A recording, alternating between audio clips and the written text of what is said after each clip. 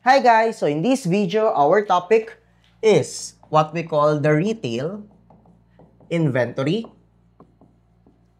method. Okay? Now, when we talk about retail inventory method, see to it, no, that this is actually the other method that we can use in estimating the amount of ending inventory. Okay?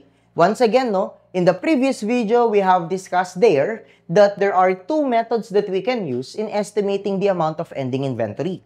The first method is what we call the gross profit method. Na-discuss na natin yun in the previous video. Then the second method is what we call the retail inventory method naman. Okay? Now, apparently, if you can still remember what we have discussed in the previous video, syempre, kakatapos lang nun, dapat naaalala mo pa talaga. Isn't it the way that we compute, okay, ending inventory using the gross profit method is that we assume that the gross profit rate annually is actually constant. Meaning to say, we based our computation in the assumption that the gross profit rate is the same from period to period. Now, apparently, we can do that or we can use that method actually in all the products of the company. Problem here is that when we have a wide variety of goods, what I mean is that, let's say, for example, we have 100 products, okay, in our company. Meaning to say, binibenta natin hindi lang isa, dalawa, or tatlong produkto, but instead, okay, marami tayong binibenta. So if marami tayong binibenta and paiba-iba yung gross profit rate nila, see to it, that it will be taxing on our time to use the gross profit method on each product. Ibig sabihin ngayon, ang sobrang tagal nun if mag-gross profit method ka. So for that reason, if we have a wide variety of goods, let's say for example, we are a supermarket or we are, okay, a department store, see to it, that using the gross profit method is not that smart. Meaning to say now, okay, we have to consider the other method now, which is what we call the retail inventory method. So in short, retail inventory method, okay, is more advisable if marami na tayong masyadong mga products. Clear? Now, under the retail inventory method, of course, we need to know first what is the meaning of the word retail. Now, kapag sinabi nating retail price, see to it that this is actually the other term for what we call the selling price. Okay? Now, when we talk about selling price, dalawa yung laman yan. Ano yung dalawang laman ng selling price? Cost and the gross profit. Again, cost plus gross profit. Now, take note, that only cost of inventories can be part of our ending inventory. Okay? Gross profit is never capitalized or never included in the computation of our ending inventory. Okay? Now, apparently, by the use of the retail inventory method, okay, the basic formula here, that we can use is that we start with what we call the beginning inventory. Again, our starting point, is the beginning inventory at retail. Now, kapag sinabi ngayon nating beginning inventory at retail, this is actually the selling price of our beginning inventories. Magkano ba natin mabibenta, yung ating mga beginning inventories? Okay? Apparently, we add here, of course, the net purchases. Again, we add here, the net purchases is still at retail. Magkano ba natin maibibenta yung mga binili natin for the period? Of course, if these are both in retail, see to it that the total goods available for sale, that we will be able to compute here is also what we call the total goods available for sale at retail then. Okay? Now, to compute the ending inventory, dapat cost of goods sold, di ba? Ang dinideduct dito. But instead of deducting cost of goods sold, take note na ang i-deduct natin dito will be the net sales. Sir, bakit net sales? Net sales because yung total goods available for sale natin at selling price eh. So ito yung total selling price ng lahat ng products natin. Ito lang naman yung nabenta natin during the period. So kapag diniduct mo ngayon yung yung net sales sa tigas at retail, obviously, what we will be able to compute here is now what we call the ending inventory, okay, at retail. Again, ito na ngayon, yung tinatawag natin na ending inventory at retail. Okay? Now, Of course, sabi nga natin kapag sinabi natin at retail, anong sabi ko kanina? Cost plus gross profit yan. Ang gusto lang natin is the cost, tama? So we need to know now how to compute the cost of ending inventory. So from the ending inventory at retail, all we have to do is actually to multiply the same, okay, by the cost ratio. So if we have the ending inventory at retail, multiply mo lang yon sa ating cost ratio and that's it. That's automatically our cost of ending inventory. Okay? So that's how we compute the cost of ending inventory here in retail inventory method. Okay? Now, expand natin itong computation na to or itong basic formula na to. I will share with you guys my Sorya notes here in retail inventory method. Okay? So the way I compute, okay, the cost of ending inventory using this method is that I create two, okay, column first. We have column for cost, then we have column for retail. So meron tayong at cost, and then meron din tayong at retail. Okay? So we start with our beginning inventory. Okay? Apparently, meron tayo both at cost and at retail. Okay? Then apparently, we add the purchases both at cost and at retail pa din.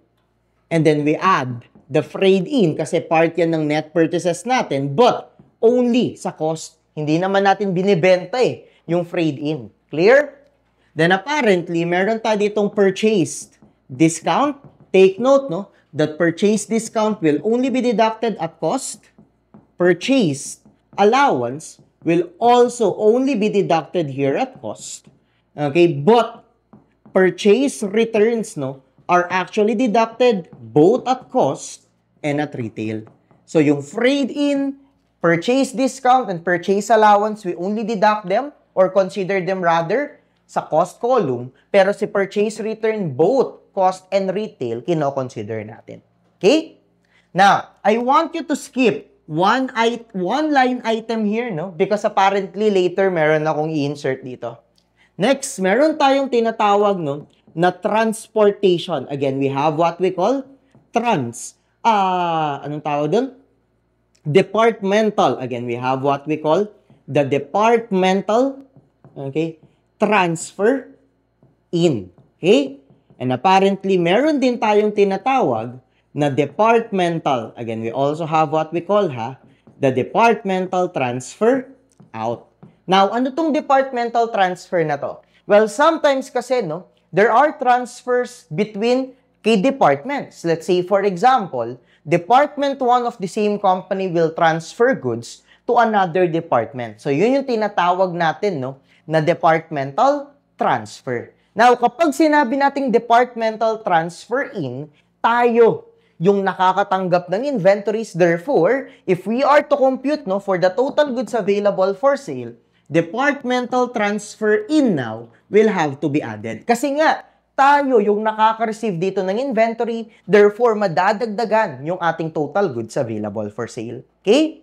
Pag sinabi naman nating departmental transfer out, tayo yung nagpadala ng inventory sa ibang department and therefore, kailangan mabawasan ang ating total goods available for sale. That's the reason why departmental transfer out are being deducted here in our computation. Okay?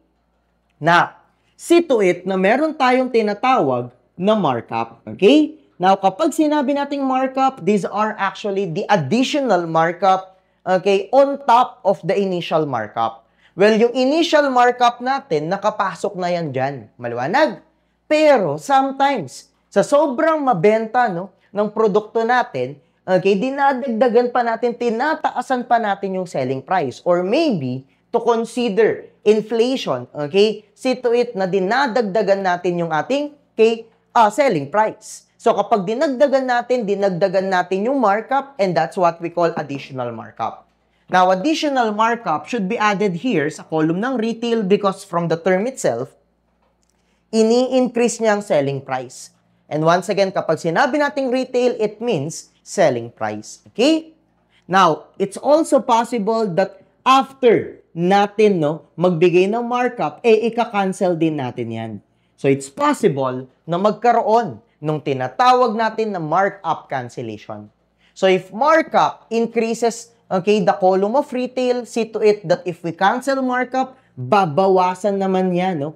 Okay, yung ating selling price. That's why markup cancellation will be deducted. Okay? Now, kapag kinuha mo yung net ng markup at markup cancellation, take note na yun yung tinatawag natin na net markup. Okay? Actually, no, you always have to remember as well that markup cancellation has a limit. Ano yung limit ng markup cancellation natin? It can only be up to the additional markup. So if our additional markup is 150, ang pwede mo lang i-cancel na markup is hanggang 150 lang. Okay? Now, it's also possible, no, na meron tayong tinatawag na markdown naman. So kapag nagkaroon tayo ng markdown, see to it na bababa yung selling price natin. That's why markdown is to be deducted. Okay? Yan yung gusto natin eh. Every time na may markdown, isn't it? Okay, takbo agad tayo para mag-shopping. Tama? Now, apparently, after the 3-day sale of SM, for example, yung mga markdown na yan, ika-cancel din niya. Because normally, yung markdown, it can only last for a few days. So, kapag nagkaroon ng markdown cancellation, tatanggalin yung markdown, so tataas ulit ang selling price. Okay? So, this is now what we call, no, the total goods available for sale at cost and at retail. Again, this is what we call, the total goods available for sale at cost and at retail. So, nakarating na tayo hanggang dito, no, sa tigas at retail. Okay? Now, punta tayo sa net sales. Once again, no, our starting point here will be the gross sales. So, dito ko muna sa gitna ilalagay. Okay? Now, here, gaya ng napag-usapan natin, no, only sales returns will be deducted. Okay? Because apparently, ito yung tatandaan mo, even here in retail inventory method, sales discount and sales allowances will have to be ignored. Again, kailangan pa rin i-ignore itong mga to.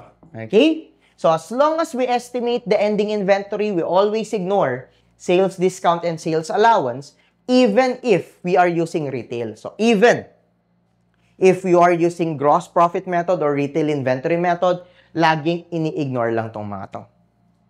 Clear? Now, okay, bago ako mag-continue, no, okay, kwento ko lang muna. When I was in college, no, nung college pa ako, okay, well, nag-work ako as a service crew sa McDo. Okay? Because may, hindi naman sa sinasabi kong pero mahirap lang kami, okay, nung college ako. Actually, I did not expect, no, na makakapag-aral talaga ako. Okay? High school pa lang ako, medyo nahihirapan na kami sa buhay. That is why, okay, high school pa lang ako, sinabihan na agad ako ng parents ko, no? Okay, na hindi ako magka-college. Okay, so sir, paano ka nakapag-college? Pinilit lang. Okay, I actually enrolled myself, no, in a state university.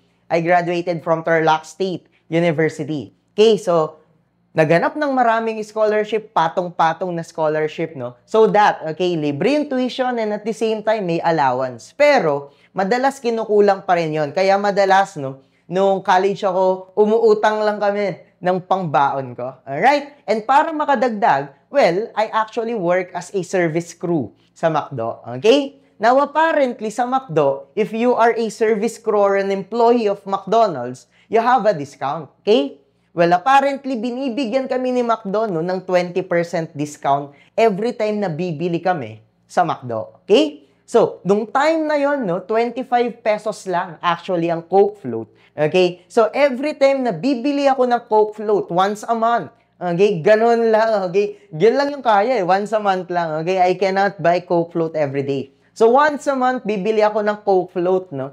Okay? To reward myself for a job well done. Now, apparently, hindi 25 pesos yung ibabayad ko. Magkano lang ibabayad ko? 20 pesos lang. Bakit 20 pesos lang? Because once again, McDonald's is giving us, no, or giving its employees 20% discount. Maliwanag? So, ano ngayon ang nakalagay sa resibo? 20 pesos lang. So, yung nakalagay ngayon dito, okay, 20 lang. But take note, bakit naging 20, dapat 25? Kasi automatically nakadeduct yung employee discount. Eh, anong sabi natin? Sales discount should be ignored. So, bakit na-deduct ngayon dito? So since na-deduct siya sa sales natin, dapat hindi. We should add back now, no, any employee discounts. Again, kailangan ngayon nating i-add back, no, yung ating mga employee discounts. Because once again, nakadeduct na sila dito sa sales. So, if nakadeduct na, dapat hindi, i-add back lang natin. Okay? Now, in a production process, it's possible, no, na magkaroon ng losses. Tama ba? What I mean is, let's say, for example, fragile yung ating mga, okay, pinoproduce. So, it's very possible na may mabasag. Maliwanag? Or if liquid yung pinoproduce natin, possible din na may mag-evaporate. Or, okay, always talaga, no? If, let's say, for example, solid naman yung pinoproduce natin, laging bumababa yung kilo. So, for that reason, it's possible na magkaroon ng loss. So, if that loss is recurring and it is, okay, expected, we call it, no, as a normal loss. Let me repeat. If that loss is recurring and it is expected, let's say, normal naman, it is expected, okay, na may mawawala, mababawasan, okay, yung ating mga mapoproduce kasi nga may mababasag, hindi naiiwasan eh. May nag-evaporate, may nawawala. Clear? So if expected naman yun and it's normal in a production process, we call it normal loss. Now, let me clarify this one. Normal loss should be deducted, ha? Again, let me repeat. A normal loss should be deducted according to the standard from the total goods available for sale at retail. So, dapat nakadeduct siya dito sa item na to. So, apparently, supposedly, dapat nandito siya. Okay? Pero, as you can see, no, hindi ko siya nilagay dito. Saan ko siya nilagay? Dito ko siya sa baba ilalagay. Actually, ang gusto kong gawin natin is i-add yan sa sales. Sir, bakit natin siya i-add sa sales? That is because sales here is also being deducted from the tigas at retail. Yung sales naman, di ba, dinideduct din natin sa tigas at retail. So, kapag in-add ngayon natin yung normal loss sa net sales computation, it's like diniduct na rin natin siya dito since the net sales will be deducted later on here. Now, you might ask me, Sir, bakit kailangan mo pa kasing pakomplikaduhin, okay, yung computation natin? Bakit hindi mo na lang siya i-deduct dito? Well, kapag ginawa ko kasi yun, no, later on, mas mahihirapan tayo because the cost ratio will be distorted. Okay? Because later on, magko-compute tayo ng cost ratio. And kapag diniduct natin yun dito, it will be distorted. Bakit magiging distorted yung cost ratio? Because hindi naman natin siya dinideduct sa cost, pero sa retail, dinideduct natin siya. Clear? Also, okay, if the same loss, no, is not expected and not recurring, we call it naman, no, as an abnormal, okay, loss. Again, we call it as abnormal loss. Ito yung in-skip kong line kanina. Tama?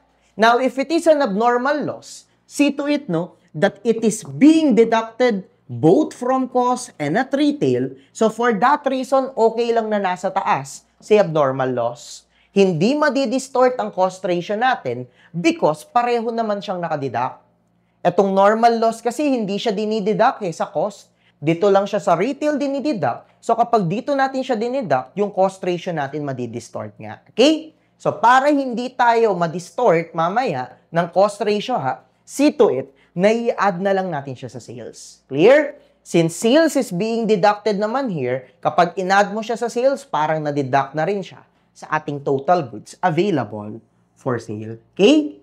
So, ito na ngayon yung tinatawag nating net sales. Once again, i-deduct yan sa tigas at retail para ma-compute na natin, no, yung ating ending inventory.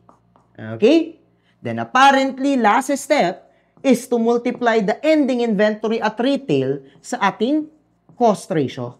Again, kailangan natin yung i-multiply, no, sa ating cost ratio to finally compute what we call the cost of ending inventory. So, that is how we compute, no, using our Sorianotes, the cost of ending inventory here in retail inventory method. Okay? So, mukha lang siyang mahirap pero madali lang yan. Promise. Okay? Now, isa na lang yung hindi natin alam dito, yung cost ratio na lang. So, how do we compute cost ratio? Again, how do we compute, no, cost ratio? Okay? So see to it that cost ratio is actually just equal to T gas at cost. Again, this is actually just equal to T gas at cost divided by the total goods available for sale at retail. So kung magkano yung makukompute dito, i-divide mo lang siya dito, okay na, that's the cost ratio. But take note, there are actually three methods, no? Again, there are three methods that we can use in computing the cost ratio. Okay? So, ano yung tatlong method na yon? Okay? First method is yung tinatawag natin na average method. Okay? Now, average method is the normal method that we can use here. What I mean is that in average method, everything is okay. Everything is included. So, wala tayong gaanong problema. Apparently, if pupunta tayo sa pangalawang method, meron tayong konting problema. Ano yung pangalawang method? Yun yung tinatawag natin, no? Na conventional method, minsan tinatawag din yan na conservative method, and minsan tinatawag din yan as the LC-NRV method. Okay? Now, apparently, under the conventional conservative or LC-NRV method, take note that only in the computation of cost ratio, once again, in computing the cost ratio, we exclude, again here, we exclude what we call the net markdown. Okay? So, hindi natin sinasama ang net markdown. Ano nga ulit laman ng net markdown? First, of course, will be the markdown. Then, pangalawa, no, is yung markdown cancellation. Okay? So, if sa average, kasama lahat, no, simula sa taas hanggang sa baba, lalagay ko dito, no, average, okay? See to it that in computing the cost ratio under conventional or conservative, hanggang dito lang tayo. Again, under, no, conventional method, okay? Hanggang dito lang tayo sa markup cancellation. Hindi kasama ang net markdown natin. Okay? Now, the last method that we can use here, no, is yung tinatawag naman natin na first in, first out method. And under the first in, first out method, in the computation of cost ratio, once again only in the computation of cost ratio. In the computation of cost ratio, we exclude naman what? Anong ine-exclude natin dito? We exclude what we call the beginning inventory. So, hindi kasama si beginning inventory when we compute for the cost ratio. Ibig sabihin, dito tayo sa purchases magi-start hanggang sa baba. So, kapag FIFO, ito lang yung kasama. Okay? Linawin ko lang to. Maraming nagkakamali dito. Nagkaiba-iba lang sila saan? Nagkaiba-iba lang sila dito. Pagdating kay cost ratio. Okay? Pero pagdating sa ating ending inventory at retail, pagdating dito, pare-pareho dapat sila. Let me repeat. In computing the ending inventory at retail, kahit anong method ang gamit natin lahat yan kasama. So, lahat ng ito isasama natin dito. So, ibig sabihin, kahit anong method man ang gamitin natin, they have the same ending inventory at retail. Okay? Saan lang nagkaiba-iba ang tatlong methods na yan? Nagkaiba-iba lang sila dito sa cost ratio computation. So, iba-iba sila ngayon ng cost of ending inventory only for the reason na iba-iba sila ng cost ratio. Okay? So, ibig sabihin, kahit na naka-FIFO tayo, kapag kino-compute mo si ending inventory at retail, kasama pa rin si beginning inventory. Hindi lang natin isasama si beginning inventory kapag nag-compute ka ng cost ratio. But other than the computation of cost ratio, dapat lahat yan kasama. Okay? Then finally, kapag tinanong, cost of goods sold, madali na lang. Tigas at cost minus cost of ending inventory, automatically that will be our cost of goods sold. Okay? So that is what we call the retail inventory method. Okay? Burahin ko lang muna yung mga nakasulat sa board, and then let's apply all these Sorianotes, okay, to the problems. Okay? One moment.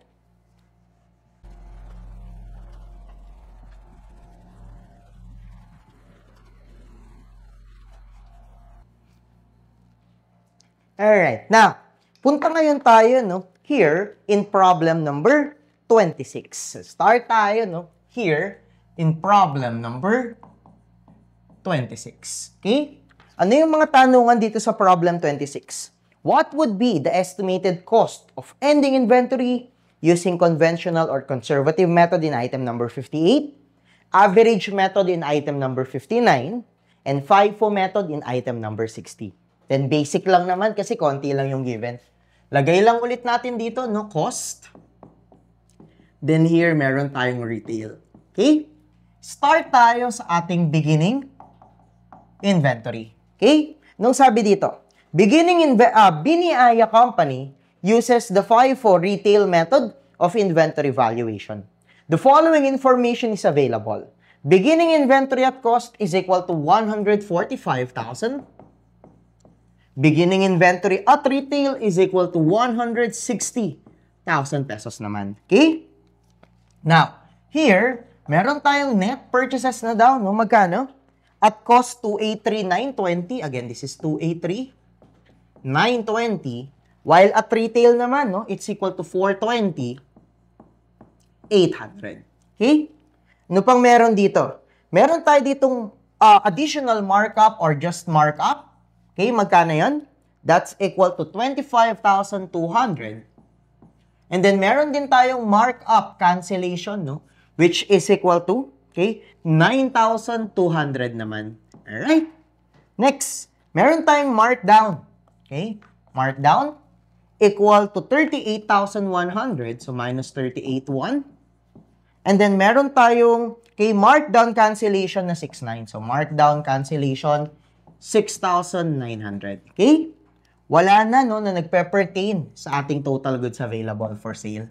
So, this is now our total goods available for sale at cost. Okay? Ito na yung at cost and then at retail. Magkano muna, no, yung at cost natin?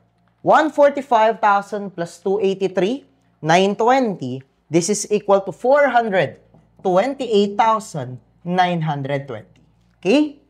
Apparently, at retail, it's equal to 160 plus 420,800 plus 25,2 minus 92 less 38,1, okay, and then plus 69, this is equal to 565,600. Okay? Ulitin ko lang para sure, no? 160 plus 420,800 plus 25,2 less 92 less 38,1 and plus 69, that's 565,600. Okay? Here, meron tayong what? Here, meron tayong sales, no? So, ilalagay natin dito, sales. Magkano sales natin? Sales is equal to 450,000 pesos. And then, apparently, no, meron tayo ditong sales returns, okay, which are equal to 15,200. Now, take note, no, na yung ating sales discount, i-ignore lang natin yon. Again, yung sales discount, ha, ignored lang yon. So, magkano net sales ngayon natin?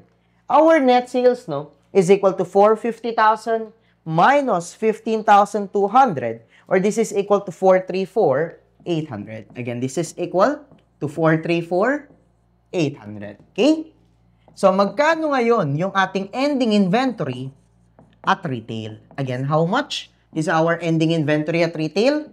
Well, 565,000, okay, 600 less 434,800, or this is equal to 130,800. Okay? Once again, kahit anong method man ang gamitin natin, ha, they have the same ending inventory at retail. Okay?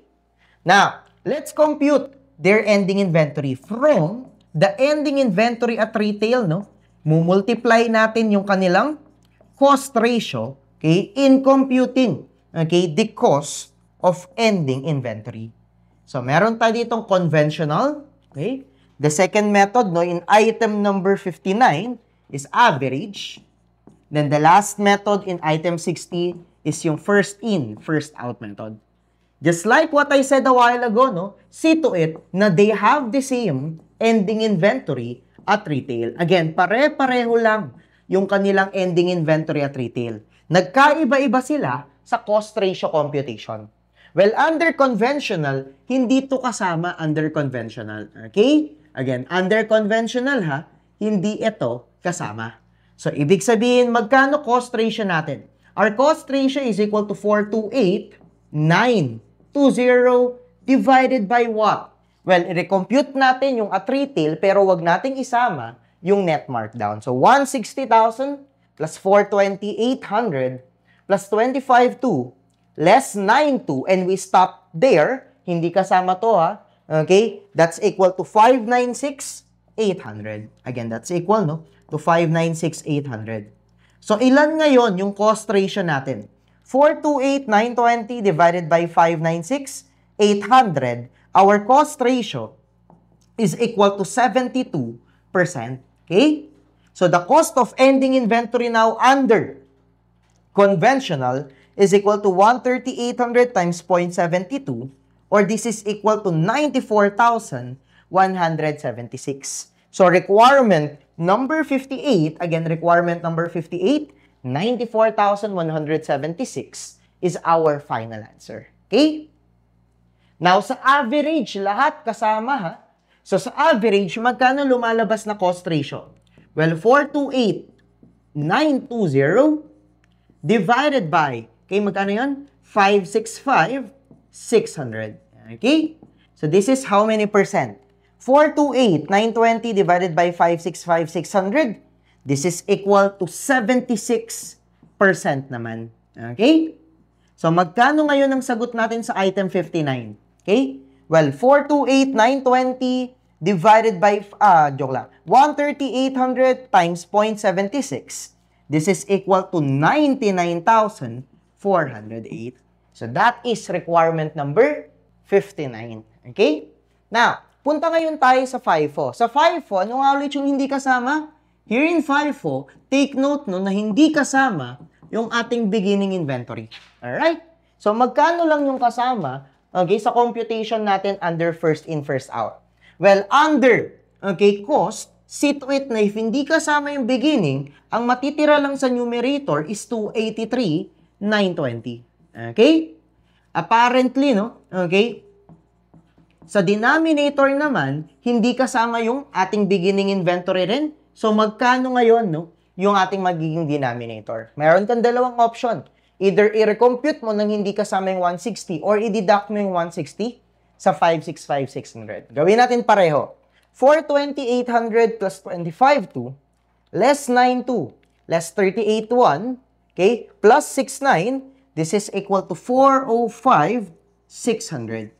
Once again, alternatively, no, 565,600 minus 160,000, 405,600 pa din yun. So, ilan yung cost ratio natin?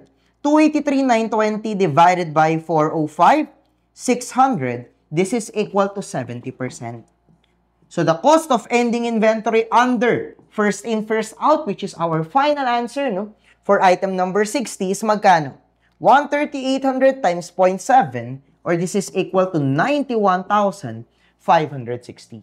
So, that is problem number 26. Okay? 26, yeah. Now, punta ngayon tayo, no, dito sa problem number 27. Okay? So, here, in problem number 27, ang daming tanong, no? Ano yung mga tanong? Cost of ending inventory as well as the cost of goods sold. Okay? Sa madali lang. Take note na may note sa taas. Anong sabi doon? Round off cost ratio to the nearest percentage. So, 2 decimal places lang. Okay? So, here, Ivana Alawi uses the retail inventory method. The following information is available for the current year. So, gawa muna ulit tayo, no, ng dalawang column. We have column for the cost, and then we have another column for the retail. Okay? So, we start with our beginning inventory. Beginning inventory at cost is equal to 1.3 million. Beginning inventory at retail naman is equal to 2.6 million pesos. Alright? Now, here, no, meron tayong purchases. Magkano purchases natin? At cost, it is equal to 18 million pesos. At retail, it's equal to 29.2 million. Alright? Now, meron ding freight in na given. Once again, sa cost lang yan ina-add ha. That's equal to 400,000 pesos. Meron din tayo ditong purchase returns. Magkano yung purchase returns natin? At cost, 600,000. And then at retail, no, it's equal to 1 million pesos. Okay? Ano pang meron? Purchase allowance is 300,000. Take note, no? Na itong purchase allowance na to, syempre, at cost lang yan dinideduct. Magkano ulit? That's 300,000 pesos. Ano pang given? Meron tayong departmental transfer in. Once again, departmental transfer in, papasok yan sa atin. So, ina-add 400,000 at cost. Magkano at retail? At retail, that is equal to 600,000. Okay? Next, meron tayo ditong net markup. Magkano yung net markup natin? Our net markup is equal to 600,000 pesos. And then, meron tayong net markdown naman. No? Kapag sinabing net markdown, that's the net between markdown and markdown cancellation. That's equal to 2 million pesos. Okay? So, minus 2 million pesos. Okay? So, how much now is our total goods available for sale? At cost muna tayo, no? Magkano total goods available for sale at cost? 1.3 plus 18 million plus 400,000 less 600,000 less 300,000 plus 400,000. This is equal to 19.2 million pesos. Alright? How about at retail? 2.6 plus 29.2 less 1 million plus 600 plus 600 less 2 million. This is equal to 30 million pesos. Okay? Now, compute natin no, yung ating net sales. Start tayo sa sales. Magkano ba yung sales dito? Sales here is equal to 24.7 million. Okay? And then, meron tayong sales returns, no? Magkano sales returns natin? That's equal to 350,000. Okay? Take note that sales discounts will be ignored. Hindi yan kasama.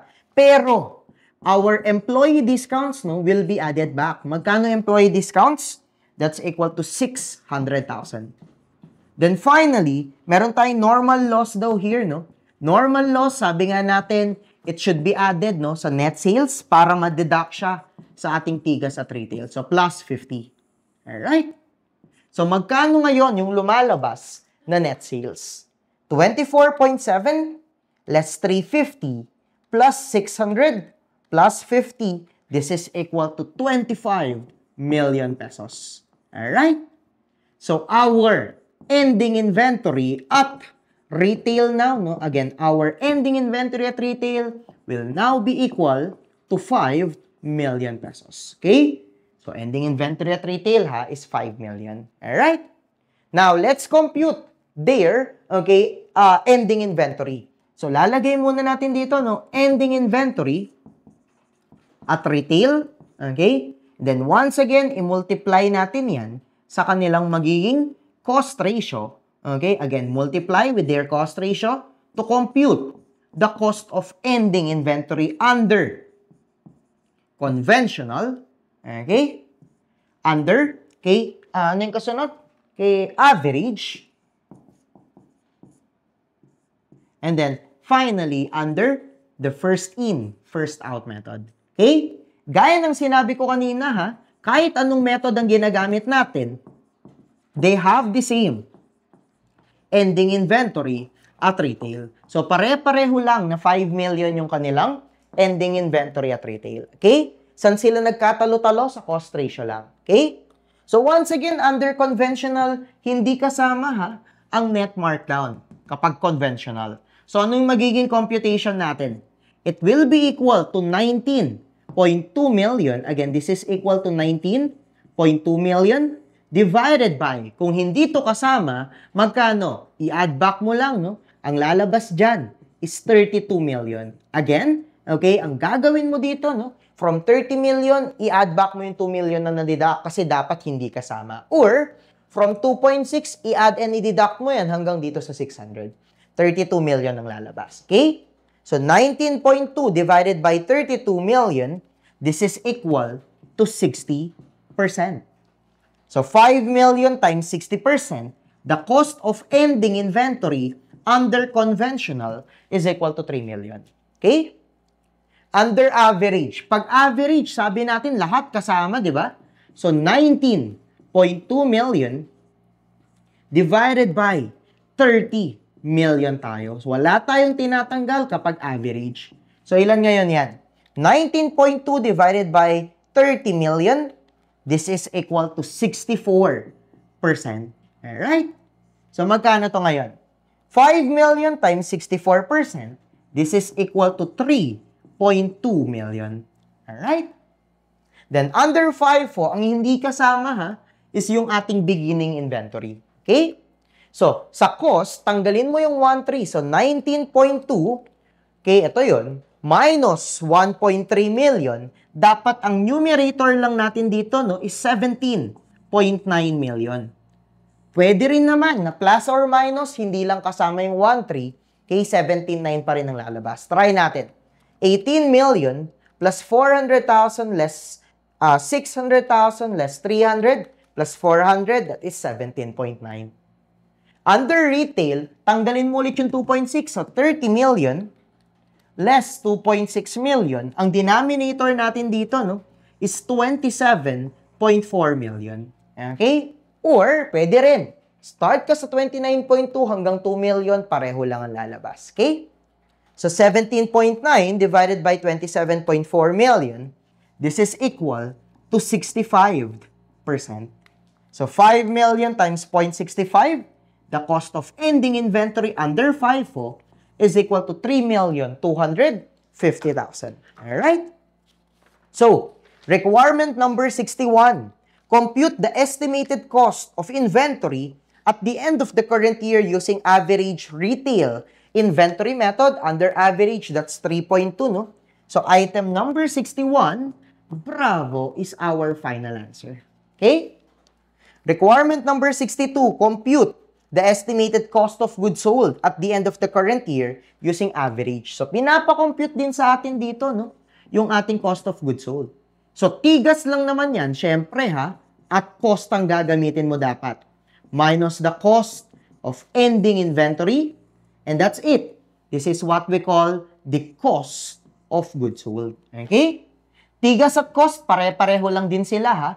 That's equal to 19.2 million. So, lalagay natin dito 19.2 million, 19.2 million, and then 19.2 million. Okay?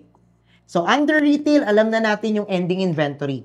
That's 3.2 million. Ibig sabihin, the cost of goods sold, no, under average retail inventory method is equal to 19.2 less 3.2, or this is equal to 16 million pesos. So, requirement number 62, our final answer, no, is choice letter bravo as well. Okay? Now, item 63, compute the estimated cost of inventory at the end of the current year using FIFO naman, no? Under FIFO, again, under FIFO, magkano?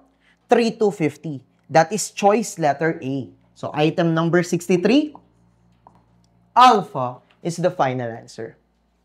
Requirement number 64, compute the estimated cost of goods sold at the end using FIFO. Once again, 19.2 less 3,250 lang yan. So, magkano yung lalabas no, na cost of goods sold under FIFO? 19.2 minus 3,250.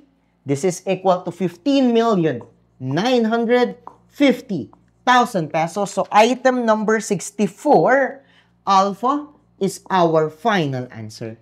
Okay?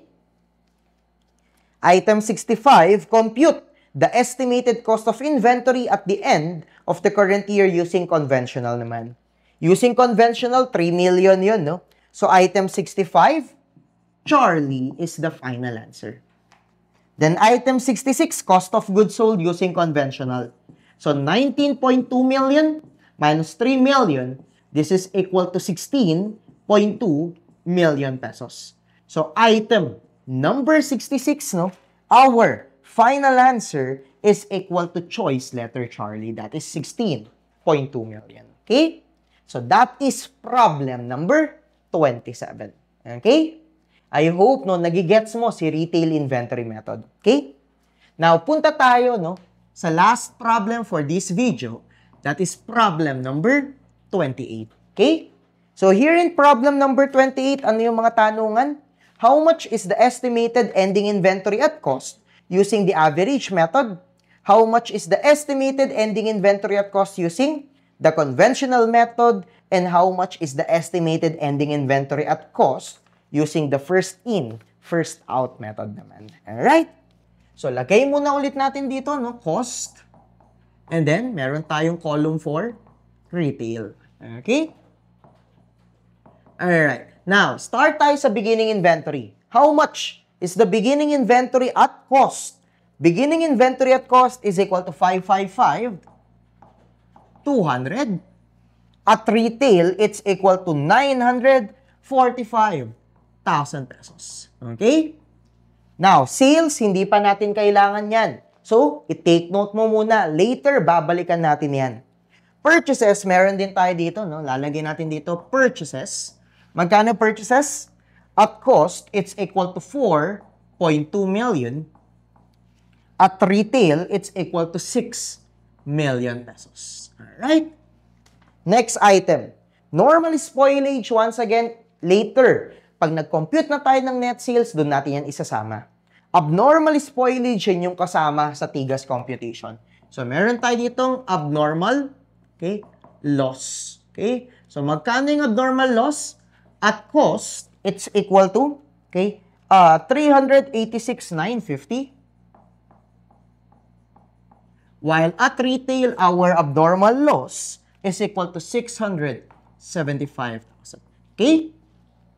Next, freight in is 84,250. Siyempre, no, at cost lang yan. 84,250. Okay? Next, meron tayong markup na 1,250. So, markup, lagay natin dito sa retail, 1,250. Meron din tayong markup cancellation. Magkano yung markup cancellation natin? That's equal to 100,000. So, minus 100,000. Okay? Meron din tayong markdown. Magkano yung markdown? Markdown is 650. So, minus 650,000. Then, we have markdown cancellation. Magkano yung markdown cancellation? That is equal to 80,000. So, plus 80,000. Okay? We considered everything already. This is our total goods available for sale at cost and at retail. Okay? So, magkano at cost? 555,200 plus 4.2 million less 386,950, okay, plus 84,250. This is equal to 4,452,500. Okay? How about at retail? 945,000 plus 6 million less 675,000 plus 1,250 less 100,000 less 650,000 and plus 80,000. This is equal to 6,850,000 pesos. Okay? Now, lagay natin dito, no, sales. Nasa taas yung given. Magkano nga yung sales na given sa taas? That's equal to 5 million pesos. Okay? Ano pa yung na-skip natin kanina? Meron tayo ditong normal loss. Magkano normal loss? Normal loss is equal to 700,000. So, add natin yan. Ano pa yung mga hindi pa natin nako-consider? Meron tayo ditong sales returns, 200,000. So, minus 200,000. And then, employee discount, sabi nga natin, di ba? I-add back natin yan. How much? Yung employee discount? 500,000. Okay? So, magkano ngayon, no, yung lumalabas na ending inventory at retail. Okay? Compute muna natin yung ating net sales, syempre. Okay? So, 5 million plus 700,000 less 200,000 plus 500,000, this is equal to 6 million. So, our ending inventory at retail now is equal to 850,000. Okay? Now, once again, para makompute yung ending inventory at retail natin, multiply lang yan sa cost ratio nila para makompute si cost of ending inventory. Okay? Ano yung mga method na pinapagamit sa atin dito? Okay? Average, conventional, and FIFO. Okay, yung tatlo pa rin, no? Average, conventional, and then FIFO.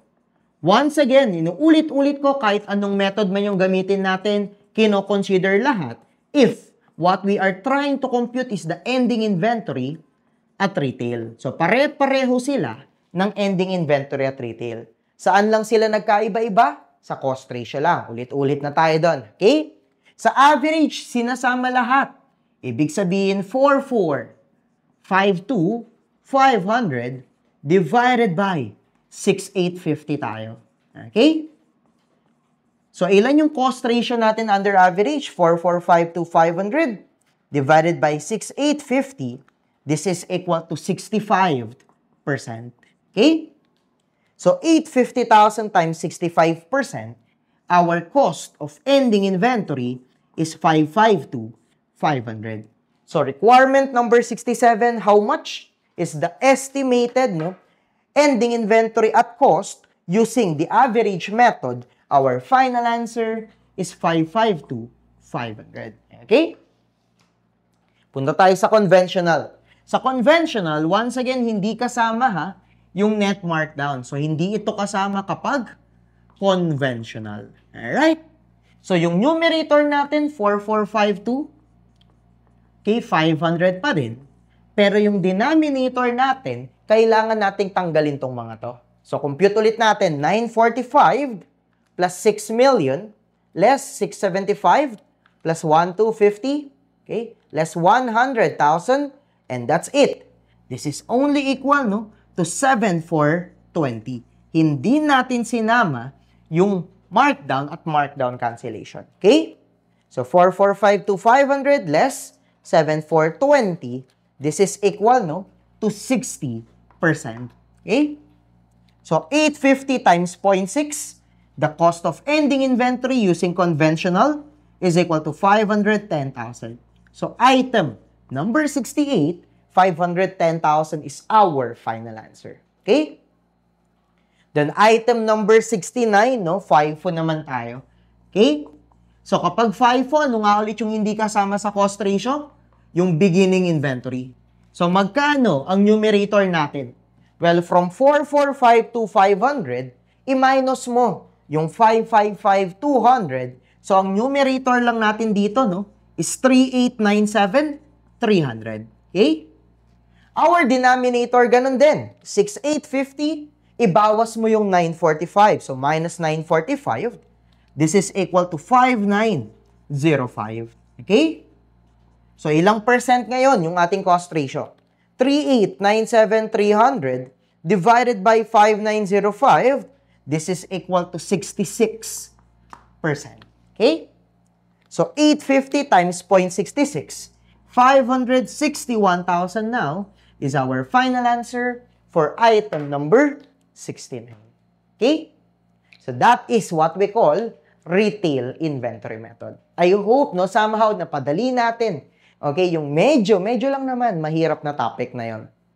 Well, here in accounting naman, as long as gets mo yung concept at kaya mo siyang i-apply sa problems, wala naman tayong problema eh. Tama ba? Masaya actually aralin yung accounting if lagi kang ganyan, na lagi kang masipag, mag-aral, and tinatry mo rin yung best mong intindihin yung concepts. Okay? And I hope, nakakatulong si Redefine, okay, on how you see accounting, this time differently. Okay? So, God bless everyone. Bye-bye.